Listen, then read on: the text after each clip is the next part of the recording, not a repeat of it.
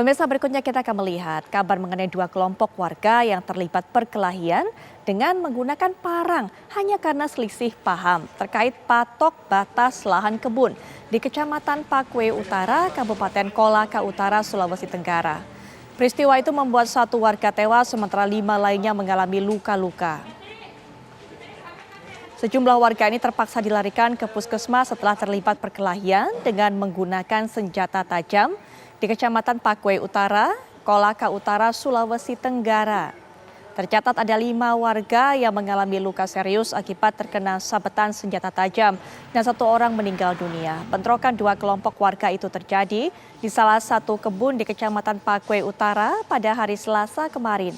Kasat Reskrim Polres Kolaka Utara mengatakan ada 6 warga yang terlibat bentrok dari 2 kelompok warga tersebut. Bentrokan itu terjadi hanya karena selisih paham terkait patok batas lahan kebun mereka.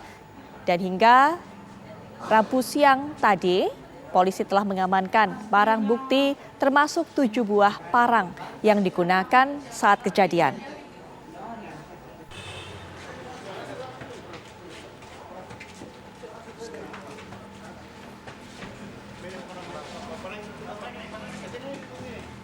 Pemirsa, kita juga akan dapatkan penjelasan mengenai kasus ini dari Ibda Mustamin selaku Kanit 1 Satreskrim Polres Kolaka Utara. Assalamualaikum warahmatullahi wabarakatuh. Selamat malam Pak Mustamin. Waalaikumsalam warahmatullahi wabarakatuh. Selamat malam.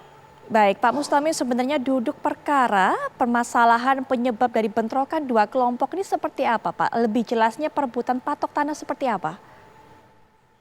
Baik, untuk terkait kasus yang terjadi di Desa Mataliono ini, Kecamatan Pakue Utara, Kabupaten Kolaka Utara. Nah, pertikaian 2 kelompok ini dipicu dengan adanya persoalan batas tanah. Ini pemasangan patok batas wilayah masing-masing kebun. Sehingga salah satu dari kelompok ini yang bernama Muing, itulah yang mendatangi kelompok daripada Joha. Baik Pak, kalau salah satu kelompok merasa batas tanahnya diambil begitu Pak? Tidak sesuai, kelompok berikutnya tidak sesuai dengan batas tanah yang dimiliki? Jadi perlu kami sampaikan di sini bahwa kelompok Muing ini sama sekali dia tidak berbatas dengan kelompok yang satu. Hanya Muing ini merasa bahwa batas tanah itu saudaranya. Yang bernama Hamzah inilah yang berbatas dengan si Joha. Sehingga dia memasang patok. Begitu. Jadi dia sebenarnya membela kepentingan saudaranya, begitu Pak? Begitu. Sebelumnya, sehingga, ya silakan Pak. Jadi waktu memasang patok ini Mbak, ditegur sama kelompok yang Joha ini bahwa kamu tidak usah urus karena ini bukan punyamu.